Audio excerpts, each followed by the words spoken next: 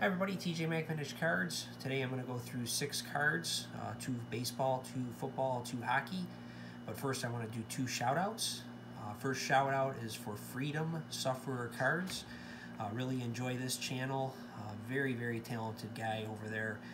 Does impressions. He does an awesome Randy Macho Man Savage impression. Does great Sabres goalie Dominic Hasek impression in one of his last videos. Does all his own music on his channel. It's a channel out of the Netherlands. He gets a lot of random acts of kindness packages sent over to him with like soccer cards, hockey, wrestling, MMA cards, and just, you know, not a lot of things I frankly know a lot about or collect, but I enjoy his channel just because it's great entertainment. He's a very knowledgeable collector, does great with hockey. He did some preview videos on the NHL playoffs that I enjoyed, and I just overall enjoy the content that he delivers, even though we might not have the same exact collecting interests. And that's what's cool about the community to me. I don't have to watch things, videos about things that I collect. I already collect those things, even though I like different introspective thoughts and whatnot about other people's collections, even if it's things that I do collect. I also enjoy looking at things that I don't collect and learning about that as well. So I just wanted to bring up his channel and just keep up the great content. And secondly is T&D Sports Cards, David. His channel opens up a lot of vintage wax and holiday packs, as well as modern cards as well. He does football, baseball, basketball, hockey. And when I say vintage, I don't mean 88 Donruss. He does 79 Topps hockey I've seen. Did a video today on 74 Topps baseball. Does 80 Topps hockey, 87 Flair basketball, 84 Donruss baseball. Just a lot of different years. And what I especially like about his videos is he talks about the sets a little bit from those years, the big rookies, and then he's very knowledgeable of the players that he pulls out of the packs. So you can tell that he's a good sports fan and has a lot of knowledge of the different sports, being baseball, basketball, football, and hockey. So I really enjoy that about his channel as well. It's not just the ripping of the packs, it's him going through the cards and passing along the knowledge, which is what I always like. So please check David's channel out. I'll have links to both down below, and just wish both channels well and to keep up the good work. So now moving on to the 6 cards. First card I'm going to show today is this 54 Bowman Whitey Ford. This card is my favorite of his, along with the 53 Bowman. I don't have the 53 Bowman, but I did get this one because I do like this one slightly more, and I'll talk about that in a second. I also like the 59 Topps for nostalgic reasons because I had it as a kid, but this one here I really like because of the background. It does have the pinstripes that Whitey Ford's wearing. He's, you know, looks like he's in a wind-up there, which is a nice posed shot. I like the facsimile autograph, but it's this Ballantine beer scoreboard that really draws me in, with the backdrop of Yankee Stadium in the background. So it's just really is a nice image.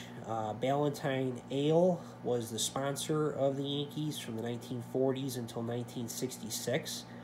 So it's just a great piece of vintage advertising that you're seeing here with the scoreboard that really does draw me into the image, and that is really one of the main reasons why I grabbed this card, is because I just like the overall image of it. And I'm going to show a close-up here. This is Yankee Stadium, would have been in the 1960s. You can see the monuments there.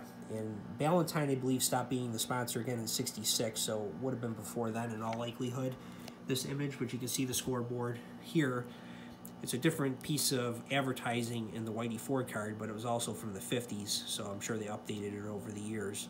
But just gives you an idea of a similar view of the Yankee Stadium backdrop of the outfield that's on this card here. And I just wanted to share that. So this is a card that I just had to have in my collection, and it's one that's currently on display in my card room, and one I enjoy very much looking at. The next card is this 87 Topps Tiffany Gary Carter. I'm working on the 30 key card run for Topps Tiffany from 1987. I need one more to get it. I'm just having a hard time finding it right now. But this Gary Carter is one of my favorites from the set because it's an awesome action shot of a catcher throwing down to second base, which I really think's cool, just presents well. You got the vintage powder blue Philly uniforms in the background, which I like to see too. So just a overall appealing image. This was the card that was on the side of the wax boxes for Topps from that year. And I got 87 Topps in my mind because I am going to be working on a video about 87 Topps. I'm doing some research on it right now, not so much just the card year itself, but also some of the things that went into my childhood and that great summer that I had in 1987 getting these cards. So looking forward to putting that video together. I think it's one that a lot of people will be able to connect with. I'm going to put it from the standpoint that there really is a connection between collectors from the 50s into the 80s, that we have this unique bond that I want to talk about in the videos, and it's really why I collect what I collect, is because of this type of experience that we had as kids that I look forward to sharing in another video. But I just wanted to show this Gary Carter off and just give you a preview of what's going to be coming from my channel. I look forward to doing that. And then now on to football here. I have two cards I want to show today. You had Joe Montana and Steve Young were the original, were two of the great 49er quarterbacks, but there were two other great ones before them. And the first being Y.A. Tittle, and he was Yelverton Abraham Tittle, was what his full name was, but he went by Y.A. Tittle. And he was really the first of the 49er quarterback greats. And he quarterbacked the team into 1960. I believe he came on the team in 52. Started out his career with the Colts and then went over to the 49ers until 1960. This is really a beautiful image of his. You can see on here the Wilson on the front of the helmet. And these are the old plastic helmets they wore. They didn't have the face guards until it was mandatory, I think, in 1956. But even then, Topps would take pictures of the players without the face masks just so you could see their faces. But they didn't have the face masks in regular use at this time. And this is a grade 4. Usually I get grades 5 or higher, just where I'm at with my budget and my preference. But this is one I got in a group deal, and I was looking for this card for a while, and I really like the image on this one. I think this card presents beautifully. I'm just real happy to have such a nice clear image of this card in my collection. And just flip it over, I'll show you the back. There's what the back looks like. There's a little bit of a wax stain on there, but just a great looking card from that year. And one of those artistic beauty type cards that I like having and displaying in my card room. So that's the Y.A. Tittle, and what happened with him is after 1960, he went to the New York Giants because the 49ers thought he was washed up, and he only went on to take the Giants to 3 NFL championship games, all of which they lost, but he still was a 2-time first-team All-Pro in 62 and 63, the NFL MVP in 63, and was a second-team All-Pro in 1961, all with the Giants. So it just goes to show you don't give up on guys too soon, because he really did have an outstanding finish. And kind of similar to the Montana Steve Young situation, Montana left the 49ers and went to the Chiefs. They had this guy here, John Brodie, that took over for Y.A. Tittle in 1961. He was 26 years old at the time. Brodie really was a spectacular athlete growing up. He played baseball, football, hockey, golf. In fact, in 1973, after he retired, he later joined the Senior PGA Tour, in which he won in 1991. He was a golf broadcaster as well as a football broadcaster after his career. But as a quarterback in the NFL, he was a very good quarterback. I don't know if he was quite a Hall of Famer in my view, but he was, you can make a case for him. He took the 49ers to 2 NFC championship games in the early 70s, both of which they lost to the Cowboys. He won 3 straight division titles from 70 to 72. He was the MVP in 1970 as well, and really was a great player. Led the league in touchdowns in 1965. When he retired, he was 4th all-time in passing yards, and the 3 that were ahead of him were Johnny Unitas, Fran Tarkenton, and I think it was Y.A. Tittle.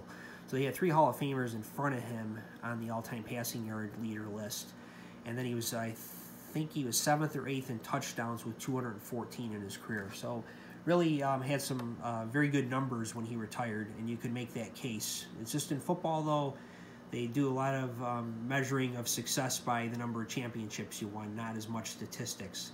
So that does hurt his play for the Hall of Fame, because he never was the all-time leader in any of those categories like Whitey Tittle was, which helped him get in the Hall of Fame. Plus, Whitey Tittle, did go to 3 championship games in a row, where Brodie, he went to NFC championship games, but just never had that height of success that quarterbacks are expected to have if they don't put up the large numbers. So I think that's what holds him back some. But this is the John Brodie rookie. He also has a 61 flare. I went with this one because I like the blue background, and I like the classic 49er uniform, so I wanted to add this one to my collection. And I'm just trying to expand from the key card runs that I'm doing, because again, those are almost complete, and bring in some other cards into my collection that I enjoy. Next here is Dave Keon. I wanted to add him. I didn't have any of his cards in my collection, so this is one I had to get. I like the 68 top set.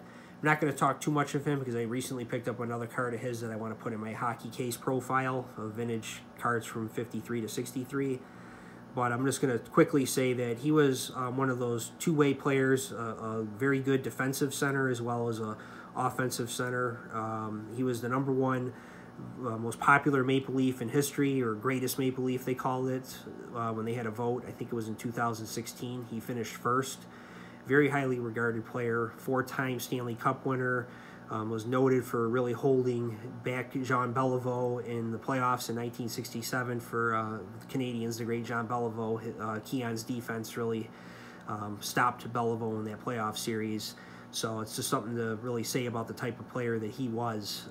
So he could score, he could play defense, was a fabulous skater, just a really tremendous all-around player and very popular player in Maple Leafs history.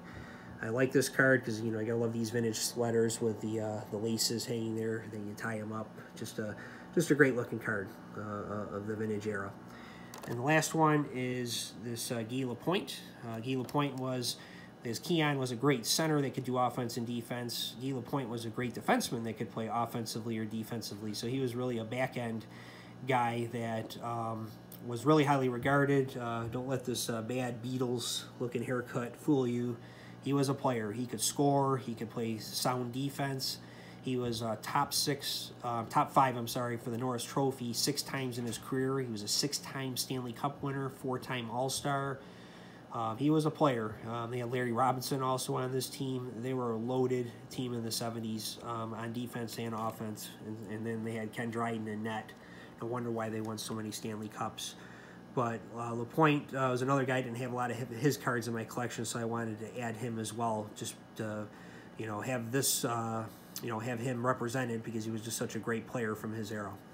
So these are the 6 cards that I wanted to show. And I appreciate everybody watching, and really do enjoying bringing these videos to you and recognizing some other great channels. So check out Freedom Sufferer Cards and T&D Sports Cards, and everybody have a great weekend. Take care.